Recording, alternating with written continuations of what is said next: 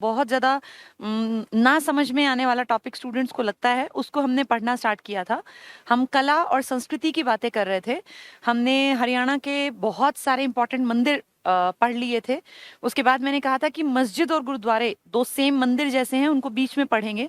लेकिन उससे पहले एक बहुत टफ जो फील होता है कि मूर्ति कला, चित्रकला और लोक संगीत में हरियाणा की कैसी भागीदारी रही, उसके बारे में कल हमने जाना था। उम्मीद करती हूँ तुमने अपने घर पे पीडीएफ से या कम से कम किताब से उठा के पढ़ने की कोशिश की होगी। और अगर तुमने किताब पढ़ी होगी तो तुमने देखा होगा कि बहुत आसान था टॉपिक। ये वैसे ही हमें लगता था कि बहुत टफ है, इसमें निकलेगा कुछ नहीं। एग्जाम में हर बार आता है, हमें बस ये याद रखना है चित्रकला के नाम पे हरियाणा में कोई बहुत बढ़िया कामकाज नहीं था। थोड़ी बहुत शीशवाल वाली सभ्यता के वो मृद भांड जो मिट्टी के बर्तन थे, उन पे कलाकारी देखी गई। काले, सफेद, लाल रंग का यूज किया गया। फिर हमने देखा था कि थोड़ा सा एडवांस लेवल पे जाके आगे कि थोड़ी थोड़ी चित्रकारी की तरफ हम मुड़े थे, और जो रेवाड़ी के राव थे, इन लोगों ने चित्रकला को प्रोत्साहन दिया। लेकिन वो भी ओरिजिनल मौलिक हरियाणा की नहीं थी, बल्कि वो भी राजस्थान की कला से, वहां की चित्रकारी से प्रभावित थी। यानी चित्रकला में हमारा कोई बहुत बड़ा योगदान नहीं था। संगीत की अगर बात करें तो सामवेद, संगीत से जुड़ा जो अपना वेद है, उसकी रचना इसी मिट्टी में हुई है। इसलिए संगीत से हमारा बहुत पुराना रिश्ता था। और इसीलिए हमने देखा था कि हमारे यहाँ लोक संगीत के नाम पे लोक यानी लोकल लेवल के गीत थे, जिसमें कि विवाह के अवसर के गीत अलग थे, बच्चे के जन्म के गीत के अवसर अलग थे, फिर फाग के गीत अलग थे, तीज त्योहारों वाले गीत अलग थे। और इस तरह हमने देखा था कि म्यूजिक में हरियाणा का थोड़ा सा योगदान रहा। हाँ, चित्रकला और मूर्तिकला में हम ज्यादा नहीं मानते, लेकिन फिर भी मूर्तियों की 9 अलग अलग इंपॉर्टेंट टॉपिक हमने पढ़ लिए थे। उसी सीरीज को आज आगे बढ़ाते हैं। और कल हमने ये टॉपिक कंप्लीट कर लिया था। देखो, गायक और संगीतज्ञ, ये 4-5 अचपल, होद खां, कल्लन खां पढ़े थे ना कल हमने। अंबाले वाली कौन थी? जोहराबाई, गजल गायिका थी। और एक स्वर सम्राट अपने पंडित जसराज जी, जिनका जन्म उस टाइम पे हुआ था हिसार में, लेकिन जिस गांव में वो जन्मे थे, पीली मंदोरी गांव या पीली मंडोरी गांव, वो पड़ता है अपने आज के फतेहाबाद में। ठीक है, ये हमने लास्ट पढ़ा था। एक बार देख लेते हैं मोटा मोटा सा, ताकि हमें दिक्कत ना रहे चीजें समझने में। लोकगीत हमने पढ़े थे, अलग अलग तरह के विवाह गीत थे, बच्चे के जन्म के थे, फिर ये सावन के, होली के धार्मिक गीत, ये इस तरह के गीत पढ़े थे। ऐसे ही हमने कल संगीत के बारे में देखा था कि संगीत में अपने यहाँ के कुछ गांवों के नाम भी संगीत के स्वरों पर हैं। याद करो, वो एक बैलगाड़ी में, सुध में, एक टॉय में दिखाया गया था कि कैसे कुछ संगीतकार अपने वाद्य यंत्र लेके बैलगाड़ी में बैठ के जा रहे हैं। इसका मतलब संगीत की विधा से हम परिचित थे। फिर एक ईंट पर हमने देखा था सारे गामा पाधानी, ये 7 स्वर लिखे हुए थे। यानी संगीत से भी हम पुराने टाइम से जुड़े रहे। मूर्तिकला का भी बहुत थोड़ा बहुत योगदान हमने दिया। और चित्रकला में रावों का हमने नाम पढ़ा था। तो ये 3 टॉपिक हमने कल पढ़ लिए थे। देखो, हमने यहां से पढ़ना स्टार्ट किया था कल। हरियाणा में संगीत कला, ये चित्रकला, ये यहां से स्टार्ट हुआ था। ये पुराना था यहां से। सैंधव कालीन चित्रकला, बल्कि सीसवाल भी मैंने कल पढ़ाया था। चित्रकला यहां से पढ़ी थी हमने। मूर्तियां भी पढ़ ली थी कि कौन कौन सी मूर्तियां कहाँ कहाँ मिली। ठीक है, तो ये 3 टॉपिक कल पूरे हुए थे। आज इसके आगे पढ़ेंगे। संगीत कंप्लीट था। और डांसेस के बारे में, लोक संगीत भी हमने पढ़ लिया था, शास्त्रीय, फिर ये अहीरों वाला, लोकगीत ये भी पढ़ लिए थे, वो जो 7 अलग अलग अवसरों के थे। गायक और संगीतज्ञ ये भी कंप्लीट था। लोक नृत्य ये पढ़ना था। आज की स्टार्टिंग यहाँ से करनी है। लोक मतलब लोकल लेवल, अपने हरियाणा के लोकल लेवल पर। नृत्य मतलब डांस। जैसे कुछ डांस होते हैं शास्त्रीय, जैसे कथकली है, या आपका भरतनाट्यम है, या आपका जो बड़े लेवल पे कथक है, जो ये इस तरह के डांसेस हैं, इनके लिए बहुत टफ नियम, कायदे, कानून होते हैं। इनका एक ड्रेसिंग सेंस अलग होता है, इनका मेकअप अलग होता है, कॉस्ट्यूम अलग होते हैं। इनको बहुत प्रैक्टिस के साथ, बहुत स्किल अपने अंदर पैदा करके तब सीखा जाता है। लेकिन हरियाणा में या किसी भी राज्य की बात करें, लोकल लेवल पे कुछ डांसेस होते हैं जिसमें आपको कोई ज्यादा स्किल्ड होने की जरूरत नहीं है। आप सिर्फ अपने एरिया में, क्योंकि 4-5 बार एक बचपन में अगर बच्चा शादी ब्याह में गया, उसने देखा ऐसे नाचना है, ऐसे गाना है, तो उसके लिए कोई बहुत खासी प्रैक्टिस नहीं करनी होती। बच्चे ने क्योंकि आसपास देखा है, वैसे ही वो नाचना सीख गया। तो इस तरह के लोकल लेवल के म्यूजिक की बात करें, लोकल लेवल के डांस की बात करें, तो उसमें आपके लोक नृत्यों की बात की जाएगी। लोक नृत्य यहाँ की सांस्कृतिक परंपराओं के प्रतीक हैं। इसके महत्वपूर्ण लोक नृत्य। इस टेबल, ये जो मैप आप देख रहे हैं, इसमें वही नृत्य हैं जो अब आगे मैं पढ़ाऊंगी आपको, ठीक है। तो सबसे पहला है मंजीरा नृत्य। मंजीरा क्या है? मेवात के इलाके में होता है और इसमें मंजीरा में मेनली पुरुष प्रधान नृत्य है। तो मेवात के इलाके में पुरुषों द्वारा किया जाने वाला एक इंपॉर्टेंट नृत्य है मंजीरा। कुछ नहीं है, नृत्य कोई ऐसे हमारे यहाँ बहुत हार्ड एंड फास्ट रूल नहीं होते कि भाई इस तरह का, जैसे कथकली है तो उसके लिए एक अलग मुखौटा और उसका पहनावा, वेशभूषा सब कुछ अलग होगी। आपके यहाँ नाचने का है तो अलग अलग, अब जैसे रास लीला है, रतवाई है या गणगौर पूजा है, जो इस पे डांस करना है ना, उसमें भाव मेन होते हैं कि आपके मन के इमोशंस हैं और उसमें बस घूमना और झूमना होता है, क्योंकि ये लोकल लेवल पे है, इनके कोई बहुत टफ नियम नहीं है, पर क्योंकि ये एग्जाम में आते हैं इसलिए हमें पढ़ने पड़ेंगे। तो मंजीरा नृत्य आपके मेवात का है, पुरुष प्रधान ज्यादा है, ठीक है। वैसे महिलाएं भी करती हैं लेकिन मेनली पुरुषों से संबंधित है, महिलाओं का भी योगदान हो सकता है। इस नृत्य का आयोजन मेवात में बड़े बड़े नक्कारों, डफ और मंजीरा, ये बजाने के वाद्य यंत्र होते हैं ना, नक्कारे, डफ और मंजीरा, इनके साथ किया जाता है। नाम ही देखो ना, मंजीरा नृत्य, तो मंजीरा बजाने का एक वाद्य यंत्र है। इस नृत्य में महिला और पुरुष दोनों भाग लेते हैं, लेकिन मेन इसमें पुरुष का की भागीदारी है। वैसे महिलाएं भी कर सकती हैं, लेकिन अगर मेन पूछें तो पुरुष प्रधान ज्यादा है, वैसे महिलाएं भी। तीज का नृत्य आप सब अच्छी तरह जानते हो, तीज का त्योहार मेनली महिलाओं से संबंधित है।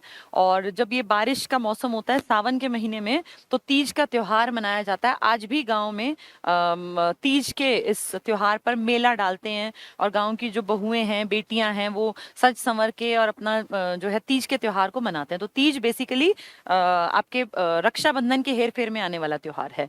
ये नृत्य तीज के अवसर पर एक विशेष स्थान पर किया जाता है।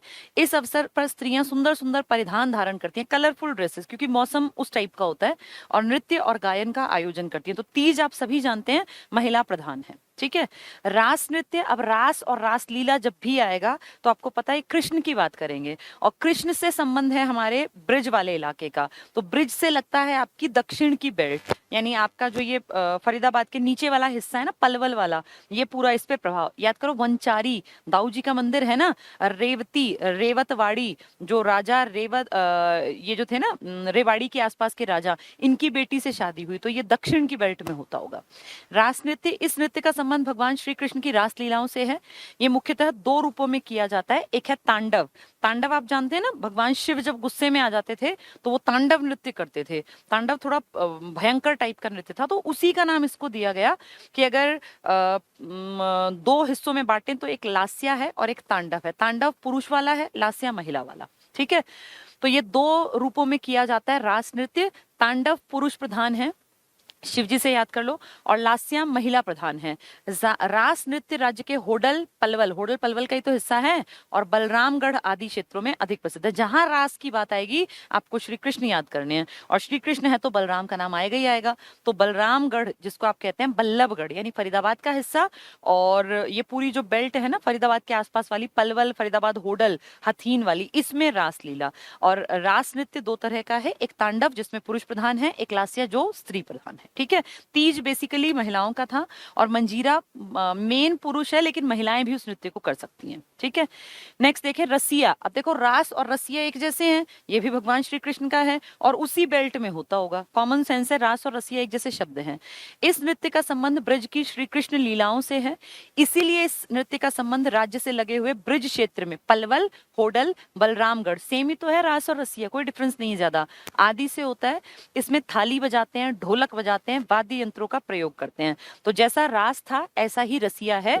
ये होडल, पलवल, बलरामगढ़ और आपके फरीदाबाद की बेल्ट में किया जाता है, भगवान श्री कृष्ण से संबंधित है, ठीक है। तो आसान है। मंजीरा, मंजीरा वाद्य यंत्र का भी नाम है। पुरुष ज्यादा करते हैं लेकिन महिलाएं भी कर सकती हैं। तीज मेनली जब सावन का महीना होता है, रक्षाबंधन के हेर फेर में, तब तीज का त्योहार मनाया जाता है। महिलाएं कलरफुल उसमें ड्रेसेस पहन के गाँव में कहीं जो आसपास का एरिया होता है वहां झूले डाल देते हैं, वहां जाती हैं, और उसमें डांस का फॉर्म है एक। इसी तरह से हम पढ़ रहे हैं अब लास्या और तांडव, दोनों किसके प्रकार है, रास और रसिया, दोनों की जब बात करेंगे तो आपको ब्रज वाली बेल्ट, यानी पलवल, होडल, हथीन, बलरामगढ़, या जिसको आप बल्लभगढ़ कहते हैं, वो वाली बेल्ट, ठीक है। अगर सुन लोगे ना फिर मुश्किल नहीं है, फिर पढ़ोगे तो आसान दिखेंगे। नेक्स्ट है सांग।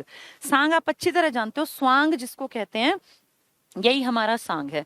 आजकल सांग दिमाग में जो इमेज है वो बहुत गलत है, लेकिन सांग के असली मायने थे वीर रस प्रधान थे, जिसमें वीरता की बातें करते थे और समाज में अच्छे शैक्षिक संदेश भेजने का एक तरीका था सांग करना। और सांग आप आज जो हम देखते हैं ना, ये हरियाणवी बहुत सारे लोगों ने इसको एक गलत डायरेक्शन दे दी। सांग ऐसे नहीं हुआ करते थे। ओरिजिनल सांग वो थे, जब सांग हुआ करते थे तो कहते हैं 26-26, 36-36 गांव इकट्ठे होके 25-25 गांव और सांग देखने जाया करते थे। इतनी बड़ी विधा थी सांग की। और सांग का मेन रस ही हुआ करता था वीर रस, यानी जिससे कि लोगों के मन में एक पॉजिटिव एनर्जी का संचार हो। और जब भी सांग की बात आएगी तो आप जानते हैं दीपचंद बर्मन का, किशन लाल भट्ट का, और आपके यहाँ सबसे बड़ा नाम, जिनके की नाम को कुछ कहना तो सूरज को दीपक दिखाने के समान है। आप सब समझ गए हैं किसकी बात हो रही है। बहुत बड़ी हस्ती, जिनके नाम के आगे कोई भी शब्द जोड़ना बहुत छोटा, कितना भी बड़ा शब्द आप जोड़ेंगे, चाहे आप उनको हरियाणा का तानसेन कह लीजिए या आप उनको कोई भी उपनाम दे दीजिए, उनका नाम इतना बड़ा है कि सारे उपनाम भी उनके सामने फीके लगते हैं। आप समझ गए हैं बात किसकी हो रही है, दादा लक्ष्मी चंद की, जिनके की बहुत सारे उपनाम हैं। अनपढ़ थे, पढ़े लिखे नहीं थे, लेकिन कहते हैं कि जैसे ही वो सांग के लिए स्टेज पर जाते, स्टेज क्या थे, लकड़ी के तख्त इकट्ठे करके उसी पे तो नाच गाना होता था, तो कहते हैं कि उनके जबान पे, उनके गले पे स्वयं माँ सरस्वती विराजमान होती और वो इतने बेहतर बातें बताते, इतना बेहतर सांग करते कि लोग जो थे मंत्रमुग्ध हो जाते। और वो कोई पढ़े लिखे और समझदार आदमी नहीं थे, ऐसे कि भाई बहुत ज्ञानी आदमी था इसलिए लोगों को ज्ञान बांटता था। कहते हैं कि भैंस गाय चराने का काम करते थे और बहुत छोटी सी एज में तो एक्सपायर हो गए। 1903 में जन्मे थे और 1948 में एक्सपायर भी हो गए। 45 साल की छोटी सी उम्र में इतना बड़ा नाम खड़ा कर गए कि आज उनके नाम को लेते हुए भी प्राउड फील होता है। और इसीलिए क्योंकि हरियाणा के सोनीपत को बिलोंग करते थे, हमें तो ज्यादा, जैसे मैं पढ़ा रही हूँ तो सोनीपत से, और इनका तो नाम इतना बड़ा है कि आप ये मान लो कि कोई शायद ही विरला आदमी होगा जिसने कि इनका नाम ना सुना हो। तो इतना बड़ा नाम था दादा लक्ष्मी चंद जी का। ठीक है, तो ये क्या बता रहे हैं, इस हम क्यों इस सिप की बातें कर रहे हैं, क्योंकि सांग का जिक्र आया है। सांग में तो ढेरों नाम है हरियाणा में। सांग नृत्य, ये नृत्य सांग कलाकारों द्वारा किया जाता है। ये वीर रस, जो पहले लोग थे ना, वो वीरता का संचार करते थे लोगों के मन में, एक पॉजिटिव एनर्जी का, तो वीर रस प्रधान था। आजकल तो बहुत गंदगी आ गई है सांग के नाम पर, लेकिन एक टाइम था जब सांग का असली मतलब था कि जिसको गांव के उस टाइम के समझदार और जो उस टाइम के लोग थे, जो उम्र दराज लोग थे, वो भी जाके देखते थे, क्योंकि उससे बहुत कुछ सीखने को मिलता था। बड़े बड़े जो पुरानी पौराणिक कथाएं हैं, इनको भी सांग के माध्यम से आम आदमी तक, जनमानस तक पहुंचाने का काम ये सांगी लोग करते थे। और उस टाइम सांग करना अपने आप में एक, आपके अंदर एक स्किल होती थी, तभी इंसान ये कर सकता था। तो इनके सांग तो बहुत फेमस थे हरियाणा के। तो ये वीर रस प्रधान है, पेपर में आ जाएगा कौन सा रस प्रधान है, तो वीर रस। श्रृंगार का नहीं था इसमें, इसमें वीर रस था। इस परंपरा की शुरुआत लगभग 1730 में हुई थी। और दीपचंद बर्मन का नाम है बहुत बड़ा, जिनको आप कहते हैं हरियाणा का शेक्सपियर हैं, हरियाणा का कालिदास हैं, लेकिन हरियाणा का तानसेन कौन है, आपके दादा लक्ष्मी चंद जी। ये दो बहुत बड़े नाम हैं। किशन लाल भट्ट भी बहुत बड़े सांगी थे, और किशन लाल भट्ट आपके मेरठ को बिलोंग करते हैं। तो कई और नाम भी हैं, सांग को डिटेल में पढ़ेंगे तो सबके नाम आएंगे। ठीक है, तो पूछेंगे कब, तो 18वीं शताब्दी में, क्योंकि शताब्दी एक आगे बोलते हैं ना, 1730 का मतलब 18वीं शताब्दी में ये स्वांग परंपरा जो है ये फेमस हो गई थी। ये सोचो औरंगजेब के मरने के हेरफेर की कहानी, क्योंकि 1707 में औरंगजेब मरा था। उस टाइम पे जब उत्तर मुगल काल चल रहा था, तो स्वांग की परंपरा 1730 में ज्यादा फेमस हो गई थी। ठीक है, घूमर नृत्य, घूमर और झूमर ये दोनों परेशान करेंगे तुम्हें। घूमर और झूमर दोनों हरियाणा के नृत्य हैं, झूमर भी और घूमर भी, और दोनों की इंपॉर्टेंस है। तो घूमर पहले पढ़ लेते हैं। घूमर ये स्त्री नृत्य है। घूमर स्त्री नृत्य है, मतलब स्त्री प्रधान है, जो राजस्थान में सबसे ज्यादा लोकप्रिय है। राजस्थान के समीप हरियाणा सीमा के क्षेत्र में भी इसका विशेष प्रचलन है। अब जो राजस्थान है ना, उसका अगर आपकी चित्रकला पे प्रभाव आया तो आप ये मानो उसके खान पान का, उसके रहन सहन का, उसके पहनावे का प्रभाव हमारे ऊपर पड़ेगा ही पड़ेगा। इसीलिए ये जो घूमर है ये राजस्थान का मेन है, लेकिन इसका प्रभाव आप तक है क्योंकि आपकी बेल्ट राजस्थान के साथ लगती है। ठीक है, इसका विशेष प्रचलन है। ये नृत्य होली पर, गणगौर पूजा, गणगौर क्या है आपने शायद सुना होगा। गणगौर एक पूजा होती है जिसमें भगवान शिव की भक्ति की जाती है और पार्वती की, मेनली तो पार्वती की जाती है, फिर पार्वती के साथ शिव की तो अपने आप ही भक्ति की जाएगी। तो ये महिलाएं इस त्योहार को मनाती हैं, गणगौर उत्सव, और ये राजस्थान का बहुत बड़ा त्योहार है। तो जो हरियाणा की बेल्ट राजस्थान के साथ लगती है ना, हिसार वाली, उसमें गणगौर पूजा का विशेष प्रचलन है। तो इस दिन महिलाएं जो है पूरा वो जैसे करवा चौथ पर सजती सजती धजती हैं, इस तरह से महिलाएं पूरा साज श्रृंगार करती हैं और वो पार्वती और शिव की बहुत ज्यादा आराधना करती हैं इस खास दिन पर, इसको आप कहते हैं गणगौर उत्सव, गणगौर का त्योहार। तो ये हिसार वाली बेल्ट में ज्यादा है, तो राजस्थान की बेल्ट पे असर पड़ेगा इसका। तीज जैसे त्योहारों पर आयोजित होता है। तो घूमर नृत्य में महिलाएं जो हैं वो महिला प्रधान है, औरतें नाचती हैं, और ये कब कब ज्यादा देखा जाता है, गणगौर उत्सव पर, तीज पर। अब गणगौर भी महिलाओं का है, तीज भी महिलाओं का, ठीक है, इस तरह के त्योहारों पर। होली पर तो खैर भाई महिलाएं भी आदमी भी, लेकिन घूमर पूछेंगे तो महिला प्रधान है। नेक्स्ट क्या है, झूमर। अब घूमर और झूमर में ज्यादा अंतर थोड़ी है। झूमर कहते हैं एक तरह का आभूषण है जो माथे पर, सिर पर धारण किया जाता है। तो कहते हैं औरतें उसी शेप में खड़ी होके और डांस करती हैं, इसी को झूमर नृत्य कहा जाता है। हरियाणवी गिद्दा भी है ये नृत्य राज्य के लगभग सभी भागों में प्रचलित है। जैसे ये वाला किस बेल्ट में था, राजस्थान में, घूमर, घूमने वाला राजस्थान में था ना, तीज पे था, गणगौर पे था और होली पर था। झूमर आपके पूरे हरियाणा में, हरियाणवी गिद्दा है ये। इस नृत्य का नाम माथे पर धारण करने वाले आभूषण झूमर के नाम पर रखा गया। इस नृत्य में महिलाएं झूमर के आकार में पंक्ति बनाकर नाचती हैं। राज्य के अनेक भागों में इस नृत्य को हरियाणवी गिद्दा भी कहा जाता है। यह नृत्य मुख्यतः स्त्रियों द्वारा, तो घूमर भी और झूमर भी दोनों महिला प्रधान है। जैसे आपने देखा था ना अभी कि भाई तांडव था पुरुष प्रधान था, रास का एक प्रकार, लास्या महिला प्रधान था, ऐसे घूमर और झूमर दोनों महिला प्रधान है। घूमर और झूमर में अंतर क्या है, एक राजस्थान की बेल्ट में है और एक पूरे हरियाणा में है। जो पहला पढ़ा था उसका नाम था घूमर, ये राजस्थान की बेल्ट में था। गणगौर उत्सव पर ये वाला डांस करते हैं, तीज पर, क्योंकि महिला प्रधान है। और झूमर पूरे हरियाणा में है। ये झूमर नाम का जो नृत्य है इसको हरियाणवी गिद्दा भी कहते हैं। झूमर को झूम झूम के गिद्दा करते हैं, ऐसे याद कर लो वरना तुम भूल जाओगे। झूम झूम के गिद्दा करते हैं, तो झूमर का नाम क्या है, हरियाणवी गिद्दा। दोनों महिला प्रधान, घूमर भी और झूमर भी। घूमर कहाँ पर है, इसमें बेल्ट में, और झूमर कहाँ है, पूरे हरियाणा में। ठीक है, चलिए नेक्स्ट देखें, डफ नृत्य। डफ नृत्य जो है इसकी खासियत ये है कि 1969 में जब हरियाणा को बने महज आप ये लगाओ 66 के एंड में हरियाणा बना था ना, तो 67 में पहला 26 जनवरी गया होगा, 68 में दूसरा, 69 में तीसरा। तीसरे 26 जनवरी की परेड में हरियाणा ने अपनी झांकी भेजी थी। हर राज्य अपनी झांकी भेज सकता है ना, उस झांकी में हमने हरियाणा को इस डांस को करते हुए रिप्रेजेंट किया था। आपने 26 जनवरी की परेड में झांकियां देखी होंगी, झांकी निकलती है, उसके चारों तरफ कुछ लोग जो है कुछ ना कुछ प्रेजेंट कर रहे होते हैं। तो हरियाणा के कलाकारों ने डांस किया था जब 1969 के गणतंत्र दिवस पर हरियाणा की झांकी निकाली गई थी, उसमें ये वाला डांस किया था, डफ नृत्य। तो पेपर में आ जाएगा कि हरियाणा के बनने के बाद 1969 में कौन सा नृत्य 26 जनवरी की झांकी पर दिखाया गया, तो डफ नृत्य था। हरियाणवी गिद्दा कौन सा है, घूमर या झूमर, ये तुम्हें याद रखने पड़ेंगे, ये सारे इंपॉर्टेंट हैं जो बताए जा रहे हैं। डफ नृत्य ये श्रृंगार और वीर रस प्रधान है। अभी मैंने क्या कहा था, सांग में श्रृंगार रस प्रधान नहीं था, अब बना दिया लोगों ने, वीर रस प्रधान था। रस पता होंगे ना, 14 प्रकार के रस होते हैं। ये रस का मतलब होता है किस चीज की प्रधानता है। जैसे मूवीज होती है ना, किसी मूवी में वीर रस होता है, किसी में श्रृंगार रस होता है, कि मूवी का मेन टारगेट किस तरह के ऑडियंस को अट्रैक्ट करना है।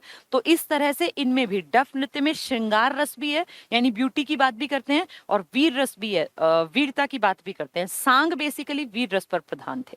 ठीक है, तो क्या कह रहे हैं, ये श्रृंगार और वीर रस प्रधान होते हुए ढोल नृत्य के नाम से जाना जाता है। तो इसमें ढोल बजता है चारों तरफ। इस नृत्य को बसंत ऋतु के आगमन पर किया जाता है। डफ नृत्य पहली बार 1969 में गणतंत्र दिवस समारोह में प्रस्तुत किया गया था। तो आपने हरियाणा की झांकी के साथ अपने आप को प्रेजेंट करने के लिए डफ नृत्य के कलाकार भेजे थे। इसको क्या कहते हैं, ढोल नृत्य। देखो ये रहा ढोल नृत्य। तो पेपर में डफ नहीं आया तो क्या आएगा, ढोल नृत्य। तो कह देंगे 1969 में जब हरियाणा की झांकी निकली थी तो उसमें गणतंत्र दिवस की परेड में उस झांकी में कौन सा नृत्य पेश किया गया था। तो डफ कह लो या ढोल कह लो, एक ही बात है। ठीक है, हरियाणवी गिद्दा तुम्हें पता होना चाहिए, राजस्थान की बेल्ट के साथ वाला पता होना चाहिए, घूमर और झूमर। धमाल ये सिर्फ पुरुष प्रधान है, धमाल। और धमाल कहाँ है, महेंद्रगढ़ के आसपास के इलाके में। चांदनी रात में इसको पुरुष प्रधान है, तो आदमी इसमें नाचते हैं, इसमें महिलाओं की कोई भागीदारी नहीं है। धमाल नृत्य प्रदेश में पुरुषों का धमाल नृत्य प्राचीन और प्रसिद्ध नृत्य है। इसमें बीन बजाते हैं, खंजरी, तुम्बे, घड़वे, खड़ताल, ढोलक, ये सब हमारे वाद्य यंत्र हैं लोकल। और बांसुरी की ताल पर थिरकता ये नृत्य महेंद्रगढ़ और झज्जर में अधिक लोकप्रिय है। ये इंपॉर्टेंट है, कौन सा नृत्य है, ये पुरुष प्रधान नृत्य है। क्या नाम है इसका, धमाल। महेंद्रगढ़ और झज्जर सारे इसमें वाद्य यंत्र बजाते हैं, पुरुष ही इसमें नाचते हैं, औरतें नहीं नाचती। ठीक है। महेंद्रगढ़ और झज्जर में चांदनी रात में खुले मैदान में इसका आयोजन किया जाता है। राज्य के लोगों में विश्वास है कि ये नृत्य महाभारत काल से चला आ रहा है। तो सोचो, ये वैदिक काल से ये वाला डांस करते आ रहे हैं। भाई महाभारत आप ही के तो राज्य की घटना है, तो आपके राज्य में 900 ईसा पूर्व में जब महाभारत की घटना घटित हुई, 18 दिन का वो युद्ध चला, उस टाइम पे भी धमाल नृत्य था। पुरुष प्रधान है। चांदनी रात में खुले मैदान में आदमी नाचते हैं इसमें, और खूब बीन नगाड़े और ये सब जितने वाद्य यंत्र लिखे हैं सब बजाते हैं, और पुरुष प्रधान है। महिलाओं का इसमें रोल नहीं है। जैसे तीज वाला था ना, वो सिर्फ महिला प्रधान था, ऐसे ये पुरुष प्रधान। कहाँ किया जाता है? आपके महेंद्रगढ़ में और झज्जर में। ये इंपॉर्टेंट है, कई बार आ चुका है ये वाला। ठीक है। तो कहेंगे महाभारत काल से कौन सा जो आपका नृत्य है चला आ रहा है, पुरुष प्रधान है, तो कहाँ कहाँ किया जाता है? तो इसका नाम क्या है? इसका नाम है आपका धमाल। धमाल कहाँ किया जाता है? महेंद्रगढ़ और झज्जर में। पुरुष प्रधान है। तांडव भी पुरुष प्रधान था। रास का था ना एक पार्ट, एक लास्या था स्त्री प्रधान।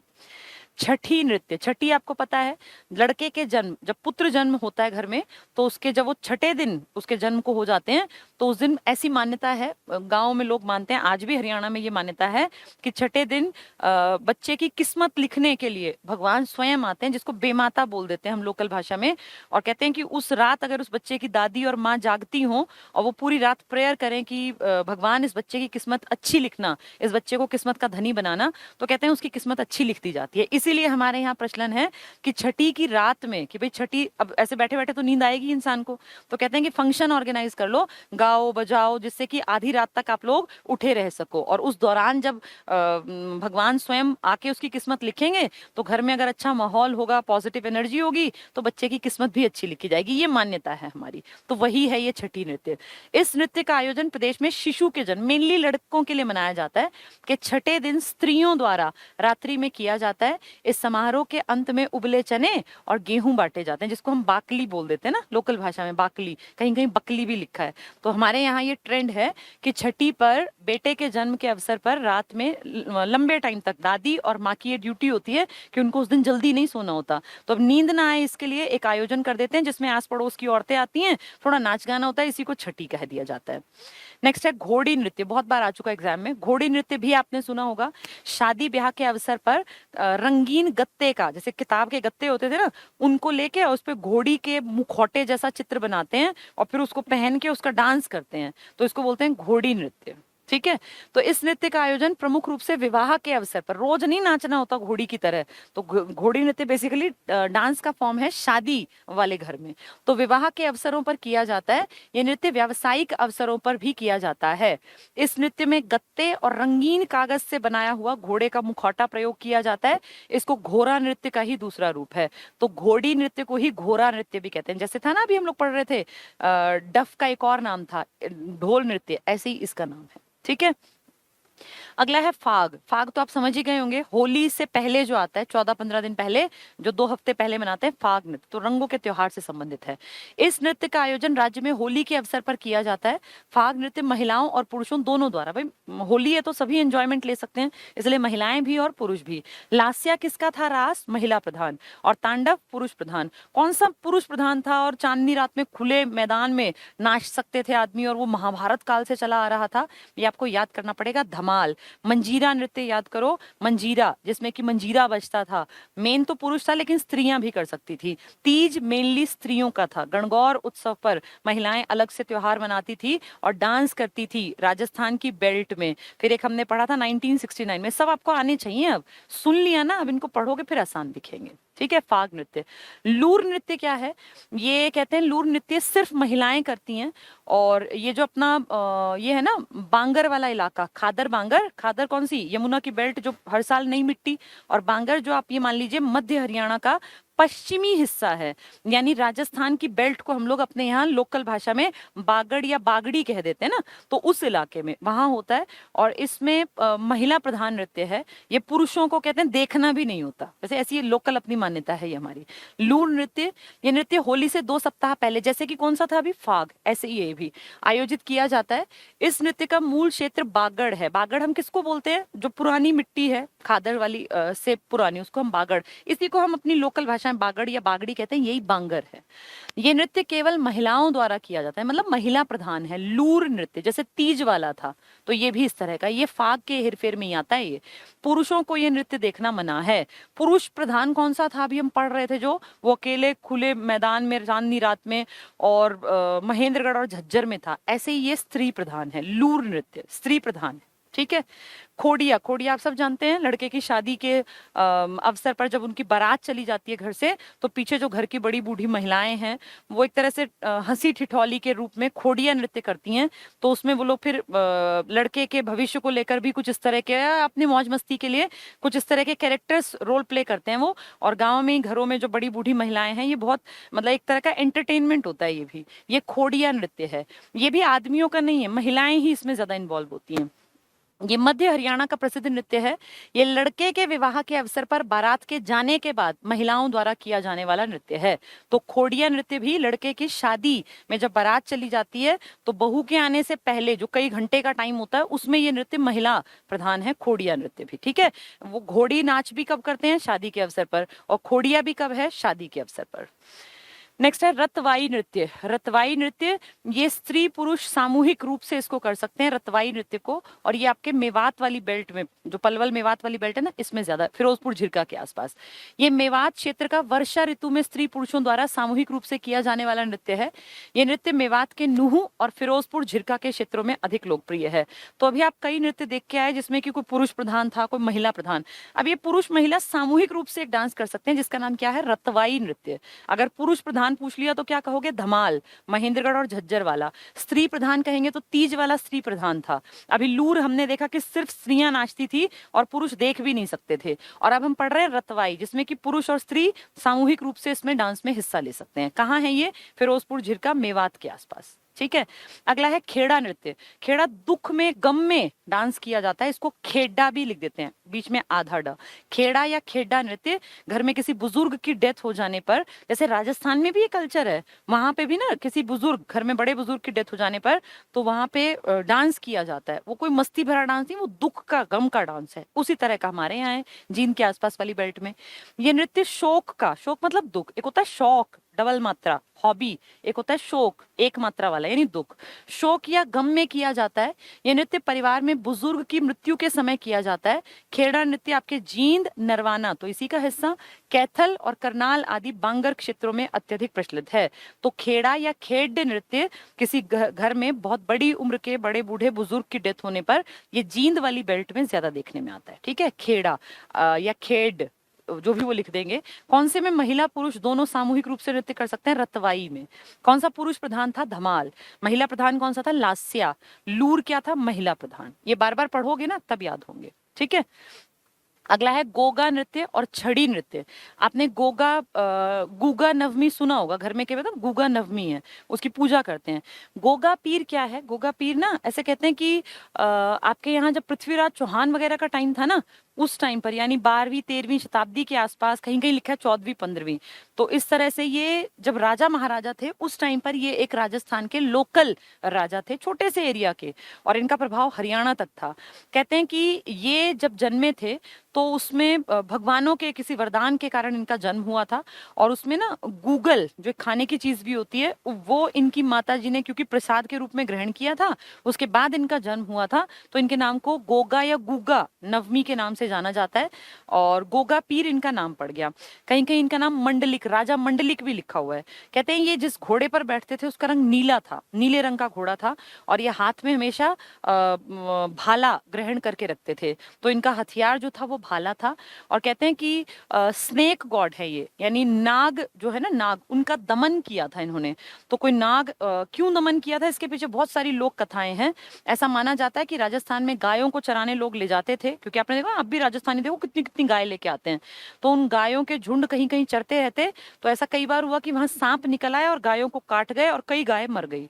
तो फिर लोगों ने इनकी पूजा की, और इसलिए पूजा की क्योंकि ये सांपों का दमन करते थे और गायों की रक्षा करते थे। तो अपनी गायों को सांपों के काटने से बचाने के लिए ये स्नेक गॉड कहलाते हैं, यानी नाग देवता कहलाते हैं। तो ये नागों को खत्म करने की ताकत रखते हैं, गायों के रक्षक हैं, नीले घोड़े पर सवार रहते हैं, और इनके हाथ में हमेशा भाला रहता है। ये राजस्थान के लोकल भगवान मान लीजिए, ज्यादा लोग नहीं जानते, लेकिन इनका प्रभाव आपके हरियाणा की बेल्ट में भी है, ठीक है। तो इसीलिए, और फिर छड़ी नृत्य करते हैं, जो इसको मानते हैं वो एक छड़ी के ऊपर कपड़ा डाल के और उसकी पूजा वूजा करते हैं, तो वही बता रहे हैं। गोगा नृत्य, छड़ी नृत्य। गोगा नृत्य भाद्रपद, जिसको आप भादो कहते हैं, मास में गोगा नवमी। जैसे सांप ज्यादा कब आते हैं? जब बारिश का मौसम होता है ना, तो सावन भादो के महीने में सांप ज्यादा निकलते हैं ना, क्योंकि सांप के बिल में पानी घुस जाता है, तो वो बिल से बाहर आएंगे तो जानवरों को काट लेंगे, तो उस टाइम पे फिर इनकी पूजा करते हैं। तो गोगा नवमी आज भी हमारे हरियाणा में और राजस्थान में बड़ा त्योहार है। तो कब आएगा ये? भाद्रपद, भादो मतलब सावन के हेरफेर जब बारिश होती है। गोगा नवमी के अवसर पर गोगा वीर, ये गोगा पीर भी है, मुसलमान भी इनकी पूजा करते हैं। देखो, इनकी पूजा हिंदू मुसलमान दोनों करते हैं। वो गोगा पीर कहते हैं, हम गोगा वीर कहते हैं, क्योंकि उनका पीर और हमारा वीर एक जैसे हैं। तो गोगा वीर के भक्त गोगा छड़ी, एक छड़ी ले लेते हैं, इसके चारों ओर बड़ी श्रद्धा के साथ सारंगी और गेरू की ताल पर करते हैं, तो बजाते रहते हैं और नाचते रहते हैं। एक लंबे बांस पर मोर पंख बांधकर रंगीन धागे और कपड़े लपेटकर गोगा भक्त अपनी गोगा छड़ी तैयार करते हैं। तो गोगा छड़ी उनके नाम की, उसकी पूजा की जाती है। इनके घोड़े का रंग नीला है। गायों की रक्षा के लिए ये सांपों के भगवान की, सांपों का दमन किया था इन्होंने। और जो ये हैं राजस्थान के लोकल भगवान हैं। रंग याद रखना, घोड़े का नीला। और इनका हथियार क्या है? हर टाइम इनके हाथ में भाला रहता है, जिसको स्पीयर बोलते हैं, SPEAR, ठीक है। अब है डमरू। डमरू ये नृत्य का नाम है। डमरू वैसे बजाने वाला भी होता है, पुरुष प्रधान है। डमरू पुरुष प्रधान नृत्य है, ठीक है। छड़ी नृत्य अभी हमने पढ़ा, गोगा नवमी पर ही छड़ी नृत्य, वो एक छड़ी तैयार करते हैं रंगीन कपड़े और धागे वागे बांध के। इसका आयोजन भादो मास, सेम ही तो है ये छड़ी नृत्य, इसी को इलेबोरेट कर दिया। भादो मास की नवमी, जिसको आप गुगा नवमी कहते हैं, गुगा पीर की पूजा के बाद रात को पुरुषों द्वारा किया जाता है। तो ये पुरुषों द्वारा छड़ी की पूजा की जाती है, उसके लिए नाचते हैं ये। बीन बांसुरी, बीना बांसुरी को बीन बांसुरी कर लेना। बीन और बांसुरी आप जानते हो, वाद्य यंत्र हैं बजाने के। ये नृत्य बांगर क्षेत्र में किया जाता है। इस नृत्य में घड़े पर खड़ बांधकर ताल, जैसे घड़ा मटका, उसके ऊपर वो बांध देते हैं, काला सा आपने देखा भी होगा, और फिर उस पर थाप देते हैं, तो उसके ऊपर नाचते हैं। ताल और थापों के सहारे लोकगीत की धुन बजाई जाती है। तो बीन बांसुरी नृत्य आपके बांगर क्षेत्र में है, यानी जो खादर से इधर पश्चिम राजस्थान की तरफ बेल्ट है, इसमें। गणगौर ये पूजा है, प्रजा लिखा है ना, पूजा कर लेना। गणगौर पूजा नृत्य ये हिसार की बेल्ट में ज्यादा, और मैंने आपको बताया शिवजी और पार्वती, पार्वती को मेनली इसमें फोकस करके, इसलिए महिलाओं का उत्सव है गणगौर उत्सव। तो महिलाएं पूरी सजती धजती हैं, जैसे कि श्रृंगार करती हैं पूरा। तो एक बड़ा उत्सव है राजस्थान की बेल्ट में, और आपके यहाँ हिसार में ज्यादा, ठीक है। तो उम्मीद करती हूँ सारे डांसेस समझ में आ गए। 21 डांस तुमने देख लिए, 21 नृत्य, मंजीरा, डफ, हरियाणवी गिद्दा, झूमर, घूमर। मेवात के इलाके वाला कौन सा फेमस है? रतवाई, रास, रसिया। ये सब चीजें बार बार पढ़नी पड़ती हैं। एक बार अगर सुन लेना, समझ लें ध्यान से, फिर ये पढ़ के आसान दिखेगी, ठीक है। अब लूर नृत्य है तो स्त्री प्रधान है, पुरुष नहीं देख सकते। सामूहिक रूप से किया जाता है रतवाई नृत्य। लास्या स्त्री प्रधान था, तीज पे स्त्रियों का था, लेकिन तांडव जो था रास का प्रकार, वो पुरुष प्रधान था। धमाल पुरुष प्रधान था, महेंद्रगढ़ झज्जर में होता था। मंजीरा आपने देखा पुरुष ज्यादा करते हैं, महिलाएं भी लेकिन उसमें पार्टिसिपेशन दिखा सकती हैं। अब ये आपको बार बार पढ़ने पड़ेंगे, तब आपको ये याद रहेंगे, ठीक है। अब आता है अगली हेडिंग, हरियाणा के प्रमुख लोक वाद्य। वाद्य यंत्र हैं बेसिकली ये, जो बजते हैं। आपने देखा ना कई बार वाद्य यंत्रों के ऊपर क्वेश्चन आता है। अब इसमें कोई PhD नहीं करनी होती हमें कि हमें सारी चीजें सीखनी है, क्योंकि म्यूजिक हमारा कोई क्षेत्र नहीं है। लेकिन क्योंकि पेपर में एक दो बार आ गया, तो हल्का फुल्का सा पढ़ के जाना। भाई डफ क्या होता है, डमरू क्या होता है, बांसुरी क्या होती है, बीन क्या होती है, शहनाई क्या होती है, और ढोल किसे कहते हैं, नगाड़ा क्या होता है, या डफ के लिए कौन सी चीज डफ होती है। तो ये बेसिक सी चीजें आप पढ़ोगे, एक एक रीडिंग भी दे दोगे तो बहुत आसान दिखेगा। एक तारा, एक ऐसा बजाने का वाद्य यंत्र जिसमें एक तार होता है, एक तरफ मिट्टी का ऐसे गोल गोल सा बना के, और एक तरफ पकड़ने की ऐसे डंडी सी होती है, और उसमें एक तार, एक स्ट्रिंग बांध देते हैं। तो एक छोटी सी लकड़ी सी अगर आप उस पर ऐसे घिसते हैं तो वो आवाज निकलती है, उसको एक तारा बोलते हैं। बांस की छड़ी और उनके एक किनारे पर मिट्टी या लकड़ी के गोले से बना होता है, ऐसे छोटा सा राउंड सा, कभी देखा भी होगा आपने। इसमें एक तार होता है, उंगली के संचालन से, उंगली या तो कोई छोटा सा कुछ भी ले लो, पत्थर या कुछ भी, जिससे कि आप उस एक तार को हिलाते रहो, तो उससे झंझनाहट होती है और आवाज क्रिएट होती है, इसको बोलते हैं एक तारा, ठीक है। सारंगी क्या होती है? सारंगी पुराने टाइम में लोग बजाया करते थे। वाद्य बांस की छड़ी और उसके किनारे पर मिट्टी के गोल बर्तन, सेम ऐसे ही तो है ये भी, इसी तरह की थोड़ी सी बड़ी। तो मिट्टी के गोल बर्तन से बना होता है। ऊपर से बंद मिट्टी के बर्तन से छड़ी के दूसरे किनारे तक लगे तार को एक धनुष नुमा यंत्र से घिसकर बनाया जाता है। तो हाथ में पकड़ते हैं, थोड़ा बड़ा सा यंत्र होता है, एक तारा थोड़ा छोटा होता है, जैसे बच्चे भी कैरी कर सकते हैं। सारंगी थोड़ा बड़ा वाद्य यंत्र है, उसमें भी ऐसे गोल गोल होता है एक तरफ मिट्टी का, और फिर उस पे तार होते हैं, उसको एक ऐसे इंस्ट्रूमेंट की तरह बजाया जाता है। बांसुरी आप सब जानते हो, सामान्य प्रकार की बांसुरी का प्रयोग लोक गायन और नृत्य के साथ हर किसी ने देख रखी है बचपन में। शहनाई भी बांसुरी जैसी होती है, थोड़ी लंबी सी होती है, और शहनाई जो है वो मेनली शादी ब्याह या अच्छे अवसरों पर बजाई जाती है। तो शहनाई इस वाद्य का प्रयोग शुभ अवसरों पर और गीतों के साथ धुन निकालने के लिए किया जाता है। तो शहनाई बेसिकली शादी ब्याह में ही देखने में आती है, थोड़ी लंबी सी, बांसुरी से थोड़ी लंबी। बांसुरी तो बहुत छोटी होती है ना, तो बच्चे भी बजा लेते हैं, शहनाई बड़ी होती है। खंजरी क्या है? ये भी कुछ बजाने का होता है, धातु से बनता है, जैसे मेटल का यूज करते हैं, फिर उसमें घुंघरू वुंघरू बांध देते हैं तो उससे आवाज आती है। धातु की बनी एक गोल घेरे के रूप में, गोल सा घेरा, इस वाद्य पर खनखनाहट के लिए घुंघरू या धातु के पतले गोल टुकड़े लटके रहते हैं। तो धातु का ऐसे गोल सा घेरा, उस पर कोई मेटल का, जैसे ताकि उससे आवाज क्रिएट हो, उसको बोलते हैं खंजरी। झांझ क्या होता है? ये भी इस तरह का दो बड़े से वो लेके मेटल के और उनमें लटकाते हैं, फिर उनसे आवाज निकलती है, उसको बोलते हैं झांझ। नृत्य या अन्य अवसरों पर धात्वीय ध्वनि उत्पन्न करने वाले ये वाद्य यंत्र कांसे के दो बड़े गोल टुकड़े होते हैं। तो मेटल के फॉर्म में कांसे के लेके दो बड़े, और फिर उनको बजाते हैं, तो उससे बड़ी अच्छी सी आवाज क्रिएट होती है। ये पुराने यंत्र है सारे, आज जैसे यूज नहीं करते, लेकिन फिर भी एग्जाम में कई बार क्वेश्चन आए हैं, इसलिए हमें पता हो। तो झांझ में दो मेटल के बड़े बड़े पीसेस, फिर उनको बजाते हैं आपस में। ठीक है। मंजीरा, ये तो नृत्य भी था ना, मंजीरा मेन तो पुरुष था लेकिन स्त्रियां भी कर सकती थी, तो मंजीरा इसी के नाम पर था। इसका प्रयोग लय उत्पन्न करने के लिए किया जाता है। धात्विक झांझ, झांझ देखो गोल गोल से ऐसे, जिसको बजाएंगे और मेटल के कारण आवाज निकलेगी। तो धात्विक झांझों का एक एक जोड़ा होता है। नाथ संप्रदाय, आपके यहाँ नाथ थे ना, गोरखनाथ वगैरह, इसके जोगी इस वाद्य यंत्र का प्रयोग प्रार्थना के दौरान करते हैं।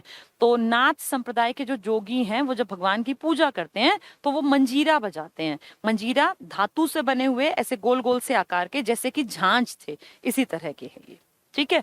डफ क्या होता है?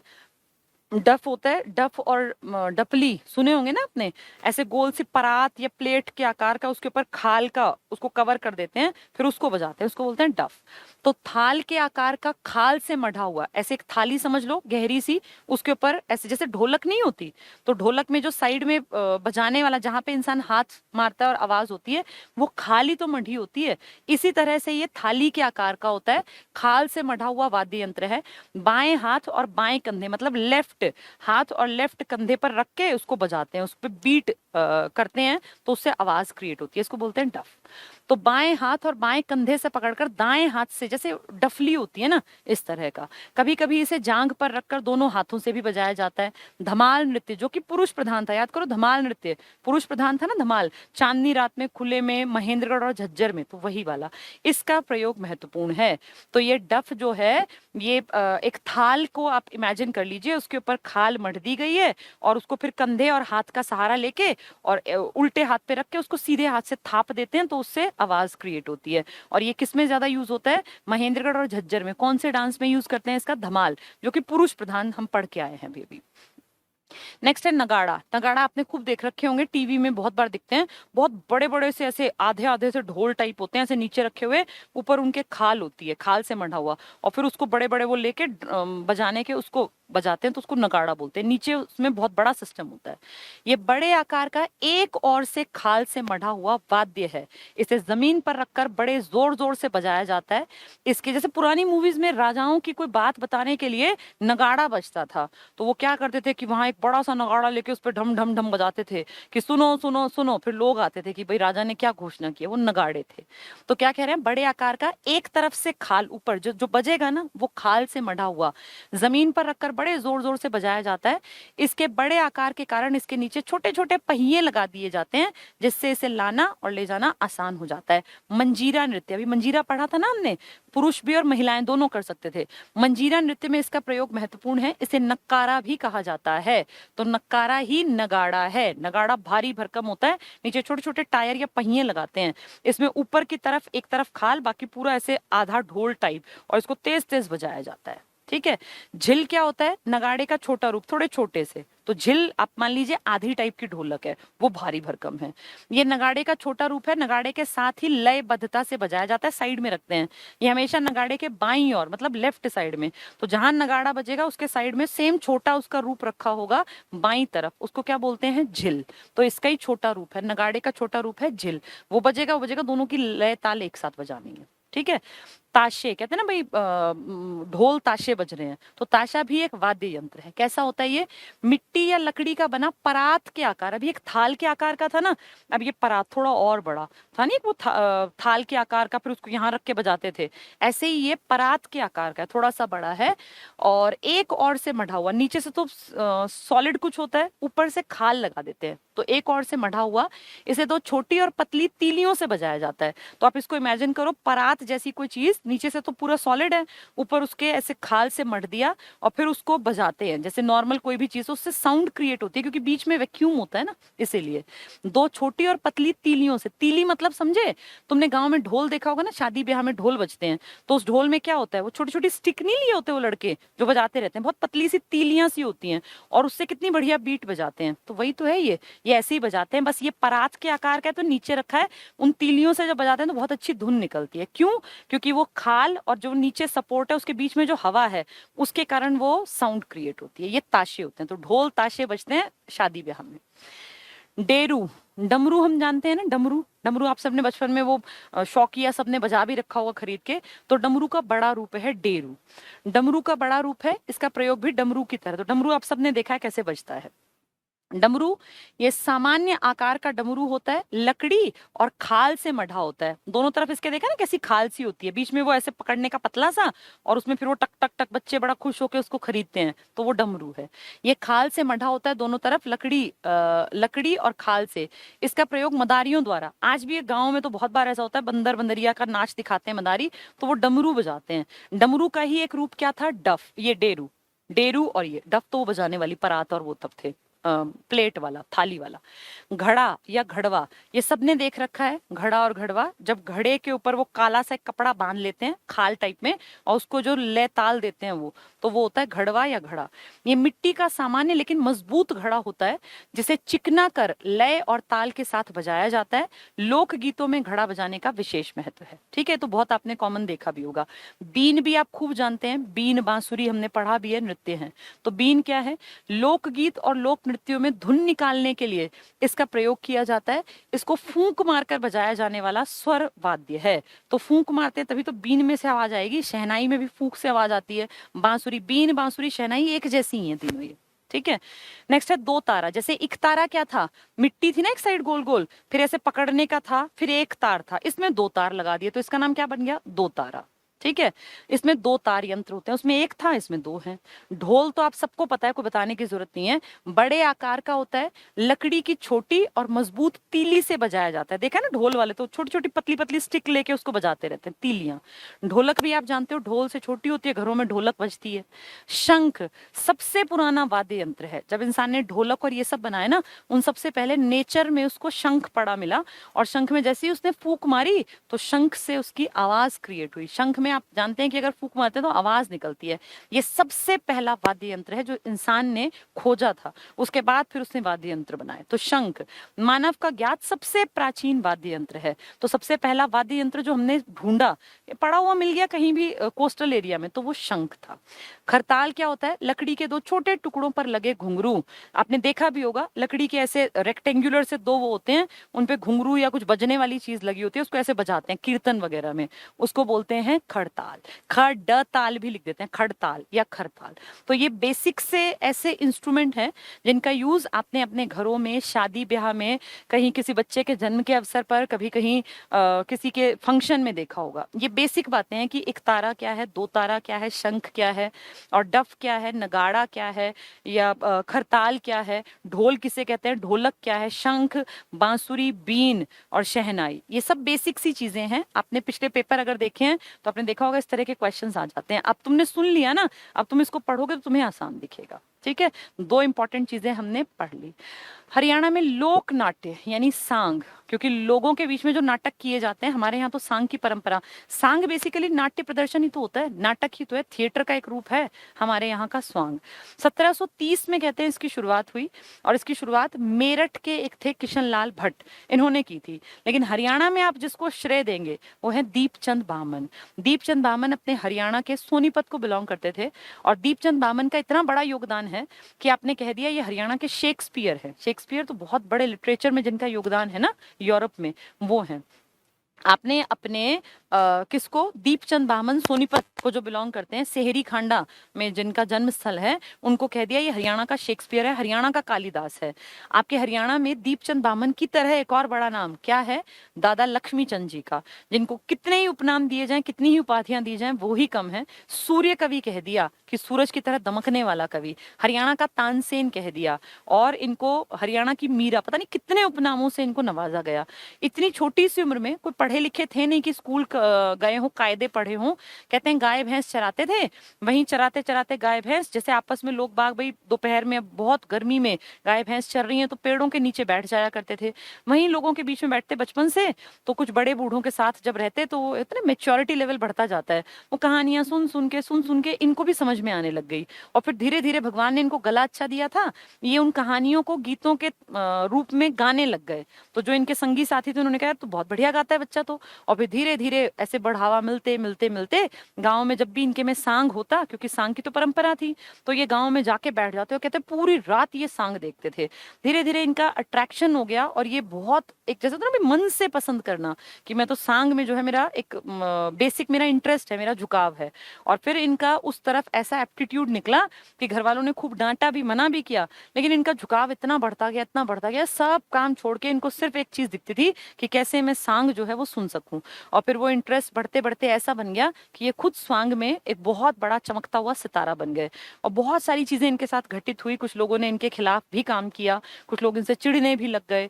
और कहते हैं कि एक बार ये मेरठ की तरफ कहीं गए हुए थे, तो इनके गुरु थे मान सिंह जी, उनके बारे में किसी ने स्टेज पे कुछ गलत बोल दिया, जो कि इनके सबसे पहले गुरु थे, जिनको इन्होंने मन से अपना गुरु माना था। देखो टीचर्स तो पूरा जिंदगी मिलते हैं, लेकिन कोई होता है जिसको आप मानते हैं यार ये मेरा ओरिजिनल, मैं इसको अपने मन से अपना गुरु मानता हूँ। तो जो इनके सबसे पहले गुरु थे ना, वो कोई बहुत बहुत ज्ञाता आदमी नहीं थे, उनसे बहुत बड़े लेवल के गुरु इनको बाद में मिले। लेकिन उन्होंने मन में धार लिया था कि यार जिसने मुझे पहला कदम चलना सिखाया ना इस विधा में, इस क्षेत्र में, वो मेरा असली गुरु है। बाकी सब भी मान के योग्य हैं, लेकिन ज्यादा इज्जत ये करते थे मान सिंह की। अब मान सिंह के बारे में किसी ने स्टेज पे गलत बोल दिया, किसी बहुत बड़े आदमी ने, जिसकी मंडली में ये भी शामिल थे। तो कहते हैं कि मेरठ में पैसे वैसे सब ले रखे थे प्रोग्राम के, इन्होंने तुरंत कह दिया कि भाई मेरे गुरु का जहां अपमान हुआ मैं वहां गाऊंगा नहीं। और बड़ा कह सुन के वो आपस में कहा सुनी और तू मैं, क्योंकि ये कोई बहुत पुराने नहीं है, 1903 का जन्मा आदमी, तो हमारे दादाओं की एज के तो होंगे ना भाई, आपके दादा परदादा की उम्र के थे। तो वो कहा सुनी इतनी बढ़ गई कि जैसे तैसे करके इनको शांत कराया गया। प्रोग्राम में इन्होंने प्रेजेंटेशन तो दिया, लेकिन उस प्रोग्राम को जो ऑर्गेनाइज कर रहे थे, जिसकी मंडली थी, वो जिसने गलत कह दिया था मान सिंह जी के बारे में, उनको लगा कि आने वाले भविष्य के टाइम पे कहीं एक कड़ी टक्कर मेरे साथ खड़ी हो जाए और मेरे विरोध में। तो कहते हैं कि उनके कुछ चहीते लोगों ने इनको पता नहीं कैसे खाने में क्या कुछ ऐसा दिया कि इनके गले की आवाज चली गई, और ये आवाज ऐसी गई कि बिल्कुल ही जबान से मतलब बोलना बंद हो गया, गला ब्लॉक हो गया। उस टाइम भी क्या पता किस तरह की चीजें आती हो। तो कहते हैं कि बड़ा दुखी हुए, क्योंकि गाना तो इनके रग रग में था, बिना गाए तो इनको शांति नहीं। इनके लिए खाना कम जरूरी था और स्वांग में जाना ज्यादा जरूरी, क्योंकि इनको ये था कि मेरे पास जो हुनर है भगवान का दिया, उसको मैं दुनिया तक पहुंचाऊं। और जब ये इतने लाचार हो गए कि आवाज निकलनी बंद हो गई, तो बड़े परेशान हुए। और कहते हैं कि इन्होंने खूब भक्ति की, और अपने गाँव के बाहर कोई कुआं था, वहां जाके कुएं में उतर जाते नीचे, और वहां जाके फिर पता नहीं कितनी चीजें ऐसी जनश्रुतियां, पता नहीं सच्ची हैं कि झूठी हैं, कहते हैं मुंह में पत्थर भर लेते और फिर तेज तेज बोलने की मतलब कोशिश करते कि मेरे मुंह से आवाज निकले, और बहुत मशक्कत करते, बहुत ज्यादा। तब कोई डॉक्टर्स को दिखाने वाले थोड़ी लोग थे कि डॉक्टर के पास जाएं और दवाई लेके ठीक हो जाएं। तो बहुत प्रयास, बहुत ज्यादा अथक प्रयासों के बाद फाइनली इनकी आवाज वापस आ गई। और जब आवाज वापस आई तो कहते हैं इनको पता चल गया था कि मेरे साथ गलत किसने किया। बाद में जब इनकी आवाज ठीक ठाक हो गई तो ये धीरे धीरे प्रसिद्ध हुआ कि भाई ये तो दोबारा खड़ा हो गया, और दोबारा इसने तो फिर से काम करना शुरू कर दिया।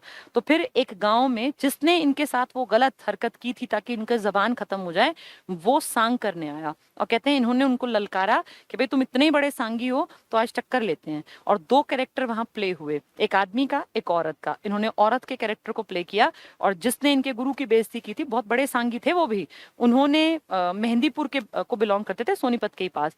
दोनों में से बेस्ट जो लोगों ने कहा वो इनका नाम लिया। तो तब से ये हो गया कि भैया इसकी टक्कर में कोई आएगा नहीं। तो ये होता है कि नेगेटिव टाइम पर भी इन्होंने अपनी हिम्मत नहीं हारी और गुरु के प्रति कितने समर्पित थे। तो जिसके अंदर ग्रेटफुलनेस होगी ना, वो आदमी हमेशा कामयाब होगा। इसलिए आज इनके बारे में कहानियां प्रचलित है। चलिए हरियाणा में लोक नाट्य की बात करते हैं, तो फोक थिएटर की बात करते हैं। हरियाणा में लोक नाट्य अति समृद्ध है, बहुत रिच कल्चर है हमारा सांगों के मामले में। 16वीं सदी में राज्य में रासलीला और रामलीला की शुरुआत हुई। रामलीला आज तक चल रही है, आप देखो 2020 में भी, ये पेंडेमिक था, नहीं तो रामलीला बहुत बड़े स्तर पे 2019 तक खूब थी। रामलीला की शुरुआत हुई 16वीं शताब्दी में, इसका मतलब 1500 कुछ में। हरियाणा में स्वांग परंपरा की शुरुआत 1730, बहुत इंपॉर्टेंट, 18वीं शताब्दी में, औरंगजेब 1707 में मरा, उसके बाद हुई है। तो हरियाणा में सांग की शुरुआत 1730 में हुई है, ये इंपॉर्टेंट पॉइंट है, याद रखना। और पहला सफल स्वांग शीला सेठानी था। ये शीला सेठानी, ये कोई एक सेठानी के ऊपर है और बहुत लोगों ने इसके ऊपर स्वांग किया है। जैसे इसमें ना कैरेक्टर्स होते हैं, स्वांग जो था ना वीर रस प्रधान था, अच्छे मैसेज जनता तक पहुंचाने के लिए कोई पुराने कैरेक्टर्स को लेके पोर्ट्रे करते थे, सामने प्रेजेंट करते थे कि ऐसा हुआ था, फिर लोग उसकी अच्छाई को समझते थे और सीखते थे।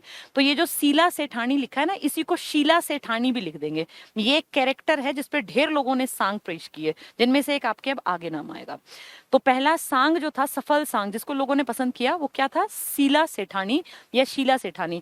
जैसे आप कह दीजिए भाई हरिश्चंद्र का किस्सा था, या आप कह दीजिए सत्यवान सावित्री का किस्सा था, तो ये किस्से कैरेक्टर्स के ही तो हैं। ऐसे शीला सेठानी या शीला सेठानी एक कैरेक्टर है, उसके ऊपर पहला सफल सांग हुआ जिसको लोगों ने बहुत पसंद किया। इन्हीं का बदला हुआ रूप स्वांग, भजन, संगीत, तमाशा और नकल में मिलता है। ये फॉर्म्स हैं, लोक नाट्य के तरीके हैं ये, ठीक है। हरियाणा में बहुत इंपॉर्टेंट, इसको ध्यान से सुनना, हरियाणा में आधुनिक सांगों का प्रतिष्ठापक, यानी जो आज सांग चलते हैं, ओरिजिनल सांग, मैं वो नहीं बात कर रही जो आजकल गंदगी दिखती है सांग के नाम पर, वो नहीं। सांग मतलब वो जो कि हमारे बाप दादाओं के टाइम तक फेमस थे। तो जो आज आधुनिक सांग को जिसने स्थापना की, जैसे एक तो नाम आपने पढ़ लिया कि ऊपर था 1730, एक आप कह रहे हैं जो आज सांग है, आधुनिक सांग, इसका बड़ा श्रेय जाता है पंडित दीपचंद बामन को। तो दीपचंद बामन वो नाम है जिसने आधुनिक सांग की परंपरा को शुरू किया। आधुनिक सांग मतलब जो आज देखने में आते हैं वीर रस वाले, ओरिजिनल वाले, तो दीपचंद बामन को। यही तो है शेक्सपियर और ये अपना कालिदास, ठीक है। प्रसिद्ध स्वांग के नाम है शीला सेठानी, देखो सबसे फेमस भी यही था, तो बहुत लोगों ने किया ये। हरिश्चंद्र के ऊपर ढेर लोगों ने कथाएं दिखाई, नल दमयंती के किस्से हैं, मीराबाई के ऊपर है, सत्यवान सावित्री के ऊपर है, और सेठ ताराचंद। जैसे शीला सेठानी है ना, ऐसे सेठ ताराचंद, ये वो कैरेक्टर हैं जो कभी इतिहास में सच में हुए थे, और इनकी अच्छाइयां, इनके कैरेक्टर में कुछ स्ट्रांग बात थी कि जनता इनके बारे में जाने, इसलिए इनको सांग के रूप में पेश किया जाता था। तो आधुनिक स्वांग का प्रतिष्ठापक अगर पूछ लेंगे तो आप कहेंगे दीपचंद बामन। ये 1730 में स्वांग की परंपरा स्टार्ट हुई, और दीपचंद बामन आपके हरियाणा के सोनीपत को बिलोंग करते थे। नेक्स्ट देखें, हरियाणा में मेरठ के एक रहने वाले थे किशनलाल भट्ट, ये पहले स्वांगी माने जाते हैं। आधुनिक पूछेंगे तो आप नाम लोगे दीपचंद का, लेकिन कहेंगे पहले सांगी तो आप कहोगे मेरठ के रहने वाले किशनलाल भट्ट, ठीक है। तो मेरठ निवासी किशनलाल भट्ट को पहला स्वांगी मानते हैं, लेकिन आधुनिक स्वांग का प्रतिष्ठापक ये नहीं है। आधुनिक स्वांग का प्रतिष्ठापक है दीपचंद बामन, ठीक है। हरियाणा में सांग या स्वांग खुले मंच पर, ओपन स्टेज होता है ना, लकड़ी के तख्तों पर किया जाता है। लकड़ी के तख्त रख लेते हैं 4-5, और फिर उस पर स्वांग किया जाता है, और बड़े बड़े पुराने किस्से उस पर प्रदर्शित किए जाते हैं। हरियाणा में सर्वाधिक प्रख्यात स्वांगी, सबसे बड़ा जो फेमस जो सांगी आपके यहाँ है, वो है दीपचंद बहमन या दीपचंद बाहमन, ये एक ही नाम है। ये हरियाणा के सोनीपत के सेहरी खांडा को बिलोंग करते हैं, और ये आपके हरियाणा के जो आधुनिक स्वांग की परंपरा है उसके प्रतिष्ठापक है। लेकिन पहला सांगी कौन है? मेरठ निवासी भट्ट, जो भट्ट है। बहमन थे जो शेरखोंदा सिहरी खांडा है। सेहरी खांडा अपने यहाँ एक गांव पड़ता है जिसको शेरखोंदा किताबें लिख देती हैं, ठीक है। सोनीपत से संबंधित थे। इन्हें हरियाणा का पहला आधिकारिक सांगी माना जाता है। तो वो तो मेरठ के थे ना किशनलाल भट्ट, तो वो पहले सांगी, लेकिन हरियाणा का आधिकारिक सांगी भैया या हरियाणा का है तो सोनीपत के सेहरी खांडा के दीपचंद बामन आधुनिक स्वांग के प्रतिष्ठापक भी हैं और आधिकारिक भी हैं, जिनको कि एक लीगल तरीके से माना गया हरियाणा का पहला सांगी। लेकिन वैसे पहला सांगी कौन था? मेरठ के किशनलाल भट्ट। हरियाणा में दूसरे फेमस प्रख्यात स्वांगी का नाम पंडित लक्ष्मी चंद है। जो सबसे ज्यादा इज्जत की जाती है इस फील्ड में वो इनकी की जाती है। इनका जन्म 1903 में जाटी कला, आपके यहाँ गांव पड़ता है सोनीपत में, जैसे सेहरी खांडा सोनीपत है ऐसे जाटी कला भी गांव है सोनीपत में। तो जाटी कला या जाटी गांव सोनीपत, और मृत्यु 1948 में है। 45 साल की छोटी सी उम्र में हुई थी। इन्हें हरियाणा का तानसेन, अभी देखो उनको क्या कहते हैं? कालिदास और शेक्सपियर। तानसेन किसको कहते हैं? अपने इनको दादा लक्ष्मीचंद को। तो तानसेन अलग कैरेक्टर है। तानसेन जो अकबर के नवरत्नों में से था, कालिदास जो कि इसके गुप्तों के काल में था, और शेक्सपियर तो विदेशी था ही, बहुत बड़ा आदमी। तो तानसेन और सूर्य कवि, बहुत इंपॉर्टेंट, सूर्य कवि भी कहा जाता है। इनके दो शिष्य बहुत बड़े थे, मांगे राम जो कि फेमस नाम है स्वांग में, और फौजी मेहर सिंह। बहुत लोगों ने इनके नाम के यूट्यूब चैनल्स भी बना रखे हैं, फौजी मेहर सिंह। इनके गुरु का नाम था मान सिंह, जो मैंने बताया ना इनकी बेइज्जती कर दी थी मेरठ में किसी सांग में स्टेज पे। मान सिंह के बारे में किसी ने गलत बोल दिया था, कोई मेहंदीपुर के थे बहुत बड़े आदमी, वो भी बहुत बड़े थे, लेकिन अपने गुरु का जैसे गलत नाम सुना तो ये एकदम से विफर गए। उन्होंने कहा मैं सांग नहीं करूंगा यहाँ। अब ये नहीं करेंगे तो पैसे तो इनके नाम के आ रखे हैं। फिर कह सुन के इनको जिस तरह से भी राजी किया, लेकिन फिर इन्होंने कभी उन लोगों से बातचीत नहीं की जिन्होंने इनके गुरु का अनादर किया। ये होती है रिस्पेक्ट, इसको बोलते हैं दूसरे के प्रति कृतज्ञ रहना मन में। कौन सा मान सिंह को पता चलनी थी ये बात, लेकिन मान सिंह के प्रति इनके मन में इतनी ग्रेटफुलनेस थी। तो इनके गुरु का नाम क्या था? मान सिंह, और अपने गुरु का इन्होंने मान रखा, उनकी इज्जत रखी। इन्हें सांग सम्राट कहते हैं। देखो अगर कहे आधुनिक स्वांग का प्रतिष्ठापक तो आप कहोगे हमारे यहाँ के जाटी इसके सेहरी खांडा के कौन? दीपचंद बामन। पहला आधिकारिक कहेंगे तो भी आप दीपचंद का नाम लोगे, लेकिन अगर तानसेन कह दें, हरियाणा में सूर्य कवि कह दें, या हरियाणा का जो मेन जिसका नाम लेंगे तो आप कहेंगे हमारे लक्ष्मीचंद जी। सांग सम्राट हैं, सूर्य कवि हैं, संगीत का तानसेन है, सूफी दर्शन का मीरा। मीरा तो महिला है ना, लेकिन सूफी दर्शन की मीरा कह देते हैं इनको। किसको? हमारे दादा लक्ष्मीचंद को। आदि उपाधियां, तो ढेरों उपाधियां किसको दी गई हैं? लक्ष्मीचंद जी को।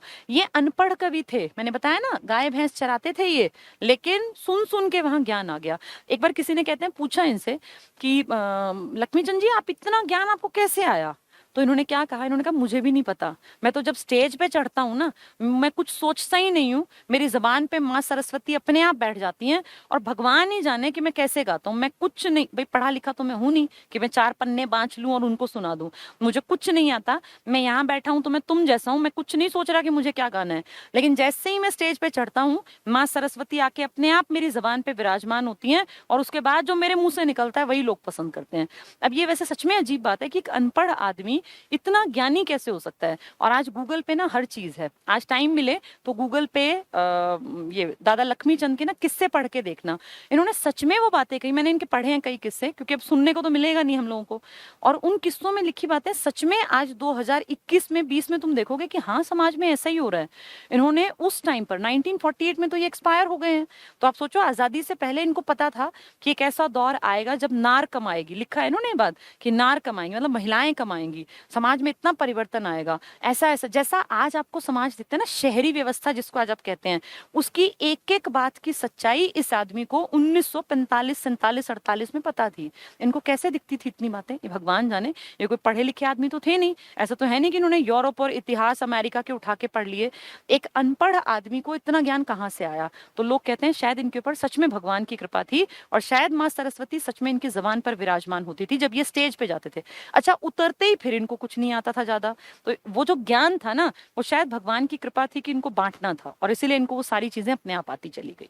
ठीक है, तो अनपढ़ कवि थे। मान्यताओं के अनुसार ऐसा लोग मानते हैं कि स्वर्ग ज्ञापित यक्ष थे ये, यानी इनको ज्ञान स्वर्ग से मिला था, भगवान की कोई मेहर थी, भगवान का कोई इनके ऊपर आशीर्वाद था कि जैसे ये सांग करने स्टेज पे चढ़ते थे तो पता नहीं कैसे इनको इतनी नॉलेज आ जाती थी, कितना कुछ इनके मुंह से निकलता था। और आज 21वीं सदी में वो बातें सच हो रही हैं जो इन्होंने 1940 में 35 में 38 में बताई थी, वो बिल्कुल सच्ची घटना है। आप पढ़ के देख लेना, गूगल पे बहुत कुछ है इनके बारे में। अंतिम शिष्य के रूप में पंडित मुसद्दी लाल और देवी दत्त पराहर वारिया थे, ये इनके अंतिम शिष्य थे। नाटक या सांग इन्होंने शकुंतला का किस्सा, शकुंतला कितना पुराना कैरेक्टर है ना इंडियन हिस्ट्री में, उसका किस्सा बताया। ऐसी पद्मावत, रानी पद्मावती के ऊपर, फिर ऐसी द्रौपदी चीरहरण, मतलब ये बिल्कुल लोकल भाषा में ऐसा सुंदर बयान करते थे कि लोगों को लगता था हमारी आंखों के सामने ये सब हो रहा है। तो द्रौपदी चीरहरण, सत्यवान सावित्री, ये थोड़े टाइपिंग मिस्टेक है समझ जाना, सत्यवान सावित्री का किस्सा, और धनपत सिंह लीलो सेठ, ये सब बातें इन्होंने सांग के माध्यम से जनमानस तक पहुंचाई है। ठीक है, सांगों का उद्गम हरिवंश पुराण से माना जाता है, यानी हमारी जो पुराण लिखी गई थी उसमें भी कहीं ना कहीं सांगों का हल्का सा जिक्र है, लेकिन सांग परंपरा 1730 में आई। आधुनिक प्रतिष्ठापक दीपचंद ब्राह्मण हैं, लेकिन फेमस हुए हमारे पंडित लक्ष्मीचंद जी। फेमस तो खैर सारे ही थे, पर ये ज्यादा बड़ा नाम है। ठीक है, तो क्या कह रहे हैं, सांगों की शुरुआत मुख्यतः घमोड़ा नृत्य, वो जो घमोड़ा एक स्टार्टिंग में आपने देखा भी हो ना सांग में, कैसा वो डांस ऐसे उछल उछल के कूद कूद के स्टार्टिंग करते हैं 4 लाइनों के साथ, तो वो घमोड़ा नृत्य और चौबाला मतलब 4 बोलों की लाइन, इससे शुरू होती है। लकड़ी के तख्त पे वो ऐसे बार बार उछल कूद मचाते हैं, इससे स्टार्ट होता है ये। पहला वर्णन 14वीं शताब्दी में राजा रत्नसेन के बारे में था। रत्नसेन जिनकी पत्नी थी पद्मावती, तो उसी की तो कहानी है, अभी पद्मावत पढ़ा ना हमने, तो ये वाला। हरियाणा में स्वांगियों की कर्म भूमि रेवाड़ी को माना जाता है। तो आपके यहाँ अगर कहें कि स्वांगियों की कर्म भूमि, जहाँ ज्यादा कर्म किए स्वांगियों ने, तो ये रेवाड़ी है। इसका कारण आप समझ जाइए, क्योंकि जो रेवाड़ी वाला इलाका था ना, यहाँ पे अमीर टाइप के लोग थे, और ये जो सांग परंपरा है इसमें खर्चा तो होता ही होगा ना भाई, 4 यहाँ पे तख्त लगाने हैं, फिर वहां पे कोई इस तरह की जो लोग आएंगे उनकी चाय पानी भी करना पड़ता होगा, तो पैसा लगता था आयोजन में। तो इसका मतलब कहीं ना कहीं पैसा लगाने वाले स्पॉन्सर होंगे तभी बात बनेगी। तो रेवाड़ी इनकी कर्मभूमि ज्यादा रहा, वैसे पूरा हरियाणा था लेकिन मेन जो था वो रेवाड़ी था।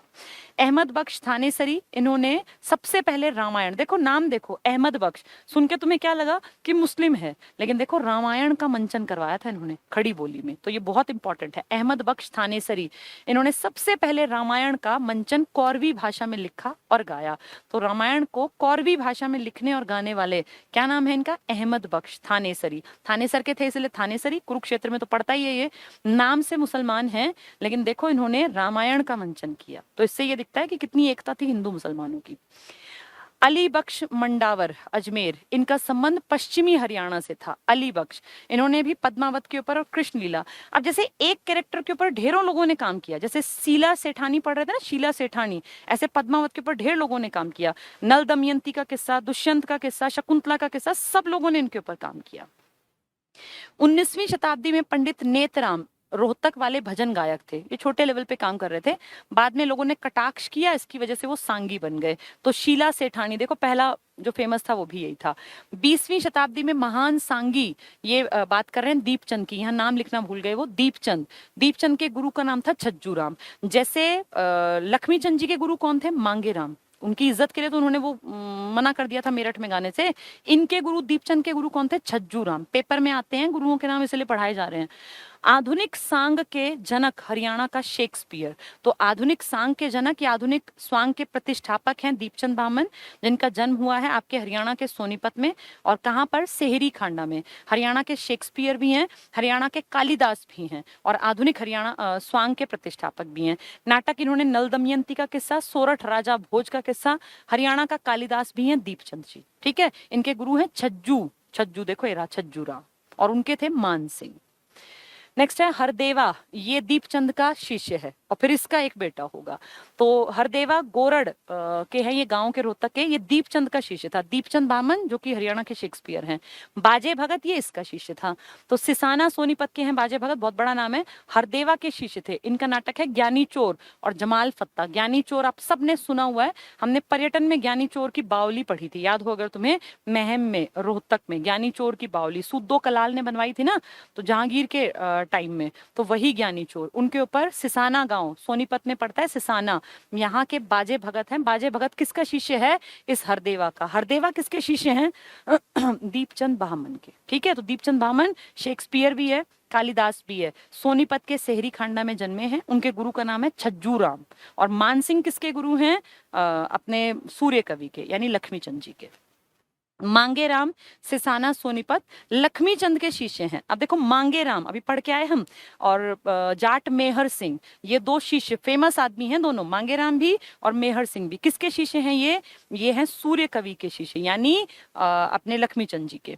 तो लक्ष्मी चंद जी के शिष्य, अब देखो ये दो शिष्य हरदेवा और बाजे भगत, ये किसके शिष्य हैं? दीपचंद। दीपचंद के शिष्य हरदेवा, हरदेवा के शिष्य बाजे भगत। उनका टीचर कौन? छज्जूराम। ऐसे ही अब बात कर रहे हैं मांगेराम की। मांगेराम किसका शिष्य है? मांगेराम भी और बाजे भगत भी। ये रहे देखो, मांगेराम, सिसाना, सोनीपत, बाजे भगत तो इसमें आ गया ना ऊपर हरदेवा में। मांगेराम ये लक्ष्मी चंद के शिष्य थे, दुष्यंत, शकुंतला, हर एक ने इसके ऊपर बात की, कृष्ण जन्म और ध्रुव भगत। तो मांगेराम का नाम आ जाए या मेहर सिंह का नाम आ जाए या मान सिंह का नाम आ जाए, ये तीन कैरेक्टर किसके साथ याद करने हैं? अपने लक्ष्मी चंद जी के साथ। मांगेराम और मेहर सिंह उनके शिष्य हैं और मान सिंह उनके गुरु हैं। छज्जू राम आ गया तो दीपचंद ब्राह्मण के गुरु हैं। और ये दो नाम आ गए जो अभी आप पढ़ के आए हैं, बाजे भगत और ये क्या नाम है इनका? हरदेवा। ठीक है, ये दोनों किसके शिष्य हैं? ये दोनों दीपचंद के शिष्य हैं। दीपचंद किसके शिष्य हैं? छज्जू राम के। ठीक है, ये इंपॉर्टेंट थे सारे। चलो सांगी और उनकी रचनाएं लास्ट पढ़ लेते हैं। सारी याद नहीं हो सकती ना, मैं कहूंगी कि सारी याद करो, लेकिन कुछ इंपॉर्टेंट, जैसे अहमद बख्श थानेसरी है, नाम तो मुस्लिम है लेकिन रामायण का कौरवी में मंचन किया, ऐसे आएंगे। या पूछ लेंगे अपने ये इनका दीपचंद जी का, या पूछ लेंगे अपने लक्ष्मी चंद जी का, तो वो पढ़ लेने चाहिए। अली बख्श खान, तो ये देखो एक पढ़ के आइडिया लगाओ कि सब लोग सबके बारे में लिखते थे। राजा नल का बगदाव, नल का छड़ाव, फिसाना, अजाइब, पद्मावत, कृष्णलीला, निहाल दे, चंद्रावत, मतलब इस तरह के सारे कैरेक्टर सब लोगों ने लिखे। अब एक एक का नाम तुम याद नहीं कर पाओगे, मुझे पता है, फिर भी पढ़ लेना। बंसीलाल थे कोई, कृष्ण गोस्वामी थे, बालक राम थे, पंडित शंकर लाल थे, इन सब ने लगभग लगभग बातें लिखी। गोवर्धन सारस्वत ने भी महाभारत, कृष्णलीला, सबने इनके बारे में बात की। दीपचंद बहुत बड़ा नाम है क्योंकि दीपचंद ब्राह्मण आधुनिक स्वांग के प्रतिष्ठापक हैं और इनके गुरु कौन है? छज्जू। और बाजे भगत और हरदेवा इनके शिष्य हैं। तो ये इंपॉर्टेंट कैरेक्टर है, इनको पढ़ लेते हैं। इन्होंने सोरठ, शरणदे, राजा भोज का किस्सा, नल दमयंती का किस्सा, इसको दिखाया लोगों को।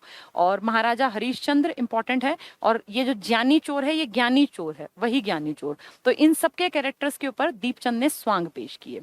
अहमद बख्श थानेसरी कुरुक्षेत्र वाले, ये इंपॉर्टेंट है। रामायण को इन्होंने कौरवी भाषा में लिखा भी और मंचन भी किया, जबकि है मुस्लिम, तो ये इंपॉर्टेंट नाम है। ठीक है, इसके बाद हरदेव, हरदेव तो भी हम पढ़ा ना, उसका शिष्य हरदेवा, वही तो है ये। फिर उनका भी हीर रांझा, ज्ञानी चोर, चंद्र किरण रहे, इस तरह के। समरूप चंद, रीडिंग करना। पंडित लक्ष्मी चंद, बहुत बड़ा नाम। गुरु कौन है इनके? मान सिंह। इनके शिष्य में मेहर सिंह का नाम आएगा। वैसे तो बहुत सारे शिष्य हैं लेकिन मेहर सिंह का नाम ज्यादा बड़ा है। ठीक है, तो पंडित लक्ष्मी चंद, शकुंतला का किस्सा लिखा, राजा भोज का किस्सा, गोपी लिखा तो क्या गाया, क्योंकि वैसे तो पढ़े लिखे नहीं थे। गोपी चंद का, हरीश चंद्र का, द्रौपदी चीरहरण, कीचक विराट, सत्यवान सावित्री, नल दमयंती, अनिरुद्धा, मतलब ये कैरेक्टर्स हैं जिनके ऊपर इन्होंने खड़े होके स्वांग पेश किए। और वीर रस प्रधान थे, लोग मंत्रमुग्ध हो गए, इतना बढ़िया पोर्ट्रे करते थे। जबकि कोई पढ़े लिखे थे नहीं कि किताब से उठा के पढ़ लिया, सिर्फ सुन सुन के इतना ज्ञान था कि लोग इतना पसंद करते थे। ठीक है, बाजे भगत हम पढ़ ही रहे थे अभी, दीपचंद के शिष्य थे। इन्होंने भी जमाल और ज्ञानी चोर और चंद्र किरण, मतलब कैरेक्टर्स उठा के हिस्ट्री के, उनके ऊपर काम किया। चलो आज इतना ही पढ़ते हैं। फिल्म जगत एक अगला टॉपिक है, अलग टॉपिक है, तो इसको फिर कल स्टार्ट करेंगे, फिल्म जगत को। ठीक है, फिर इसके ऊपर बातचीत करेंगे, कौन हरियाणा में बड़ी फिल्में बना रहा था, कौन सी फिल्म को कौन सा प्राइज मिला, किस आदमी का रिलेशन बॉलीवुड में है और हरियाणा के किस जिले को वो बिलोंग करता है। ठीक है, उम्मीद करती हूँ आज के टॉपिक समझ में आए होंगे। आज हमने बहुत इंपॉर्टेंट टॉपिक कवर कर लिया। ये जो टॉपिक है ना, ये फिर भी आपके पल्ले पड़ जाएगा क्योंकि आपने इन सबके, जैसे परिणीति चोपड़ा कहेंगे, सबको पता है प्रियंका चोपड़ा की कजिन है। अब रणदीप हुड्डा कहेंगे तो सब जानते हैं, मल्लिका शेरावत, सबने सुन रखे नाम, या नए और पुराने भी, लेकिन जो अब तक पढ़ रहे थे ये हमारे सामने की बातें नहीं थी, इसलिए ये टफ कहलाती हैं। अब ये लास्ट टॉपिक है हरियाणा का फिल्म जगत, फिर इसमें मस्जिद, मज़ारे और गुरुद्वारे, ये कैरेक्टर पीछे छूट गए, बस दो वो हमने बीच में छोड़ दिए, एक सिखों वाला, एक मुस्लिम वाला और एक ये तीन। इसके बाद ये फाइल कंप्लीट हो जाएगी और हरियाणा का एक बहुत बड़ा टॉपिक हम कंप्लीट कर लेंगे, जो कि टफ भी है और पढ़ के समझ में भी नहीं आता। उम्मीद कर सकती हूँ अब समझ में आ गया होगा। अब आज तुम्हारी ड्यूटी बनती है सारे वाद्य यंत्रों को पढ़ लेना, सारे डांसेस के फॉर्म्स पढ़ लेना, कौन सा कहाँ किया जाता है, कौन सा हमने 26 जनवरी 1969 को प्रेजेंट किया, हरियाणवी गिद्दा किसको कहते हैं, कौन सा पुरुष प्रधान है, कौन सा चांदनी रात में खुले में पुरुष प्रधान डांस है, कौन सा लास्या है, किसका रूप है, तांडव किसका रूप है, स्त्री प्रधान कौन सा है, गणगौर से प्रभावित कौन सा, सारे पढ़ लेना। ठीक है, ये एक बहुत टफ टॉपिक है, अगर पढ़ोगे तैयार करोगे आजकल में तो आसान है, 10 दिन बाद उठाओगे किताब तो फिर समझ में नहीं आएगा, क्योंकि ये रोजमर्रा में यूज नहीं होती ना चीजें, जो हमने रोजमर्रा में सुन रखी हैं वो याद रहती हैं, लेकिन जो पढ़ी एग्जाम के लिए रहे होते हैं उस पर थोड़ा मेहनत करनी पड़ती है। चलिए आज इतना ही पढ़ते हैं और अब कल मिलेंगे, इस टॉपिक को कंप्लीट कर लेंगे। एक तो बॉलीवुड वाले कैरेक्टर्स को जो ये अपने आएंगे, हरियाणा का फिल्म जगत में योगदान, और एक वो 2 अलग अलग धर्मों वाले टॉपिक को। ठीक है, फिर कल एक, शायद कल नहीं तो परसों कंप्लीट हर हाल में हो जाएगा। Thank you, good night. Maths की क्लास है क्या पूछ रहे हैं? पता नहीं, अभी नहीं पता भाई, अभी अगर सर यहाँ होंगे तो लेंगे, हो सकता है, वैसे सर अभी यहाँ थे नहीं, अगर होंगे तो सर ले लेंगे। ठीक है, सर दर्द हो रहा है भाई, अब ये फोन देखकर सर दर्द, तो देखो मैं तो शुरू से कहती हूँ कि ऐसा पढ़ना बड़ा मुश्किल होता है, लेकिन जब कोई साधन ना हो तो क्या करे इंसान। अगर आप कहीं जा नहीं सकते हैं, आपके आसपास कोचिंग सेंटर्स में आना जाना पॉसिबल नहीं है, तो फिर ना पढ़ने से तो फिर फोन भी पढ़ना पड़ेगा ना। वैसे पहली प्रायोरिटी में रखना चाहिए, अगर पॉसिबल हो तो आप कोचिंग सेंटर जाएं, नहीं जा सकते भाई, बिल्कुल घर में साधन नहीं है, मान लीजिए बहुत सारे लोग होते हैं, कई लड़कियां थी कि भाई हमारे घर में कोई संभालने वाला नहीं है, बच्चा छोटा है, सास बीमार है, तो क्या करें फिर। उस कंडीशन में लगता है कि जब कुछ भी नहीं है तो फोन से पढ़ना चाहिए, लेकिन अगर फोन के अलावा आपके पास टाइम है, आपके पास ऑप्शन है, तो फिर आप सेंटर भी ज्वाइन कर सकते हैं। ठीक है, बाकी अपनी परिस्थितियां देखो, अब मैं यहाँ खड़ी हूँ, मैं, मुझे नहीं पता तुम्हारे घर की हालत कैसी है, सबके घर की परिस्थिति अलग होती है, और वही जान सकता है जिसके घर में जो परिस्थिति है, जो उसको जी रहा है कि मेरे लिए क्या बेस्ट है, मैं क्या कर सकता हूँ। लेकिन फिर भी ये कहूंगी, पढ़ते जरूर रहना, चाहे तुम फोन पे पढ़ रहे हो या तुम सेंटर पे पढ़ते हो, जहां पढ़ते हो हमेशा पढ़ाई से जुड़े रहना जब तक कामयाब ना हो जाओ। क्योंकि ये आंख में दर्द होना, कमर में दर्द होना, सिर में दर्द होना, ये सब चंद दिनों की बातें होती हैं। एक बार कामयाबी मिल गई ना, फिर ये सब दर्द अपने आप गायब हो जाएंगे। जब सैलरी आने लगेगी ना अकाउंट में, फिर ये दर्द दिखाई नहीं देंगे। थोड़ा सा पेन तो लेना पड़ता है ना, कि भाई थोड़ा सा कोशिश मेहनत तो करनी पड़ेगी। चलिए आज इतना ही है। अब मैं कल आप लोगों के सामने ये वाला एक टॉपिक प्रेजेंट करके, फिर तुम्हें बहुत आसान दिखेगा, अपने आप पढ़ोगे फिर लगभग, अब जिन लोगों के पास किताब है वो देख रहे होंगे लगभग चीजें पूरी हो गई। अब मेरे ख्याल हार्डली 5-7 दिन लगेंगे और सिलेबस हमारा कंप्लीट हो जाएगा। ठीक है, चलिए थैंक यू। हरियाणा पुलिस के पेपर तक ये तो अब पूरी हो गई, ये तो 5-7 दिन में पूरी हो जाएगी। हरियाणा पुलिस तो बहुत दूर की बात है, अभी हरियाणा पुलिस का नामो निशान भी नहीं है। हद से हद हमें 6-7 लेक्चर्स में हरियाणा जी के कंप्लीट मिलेगा। चलिए थैंक यू।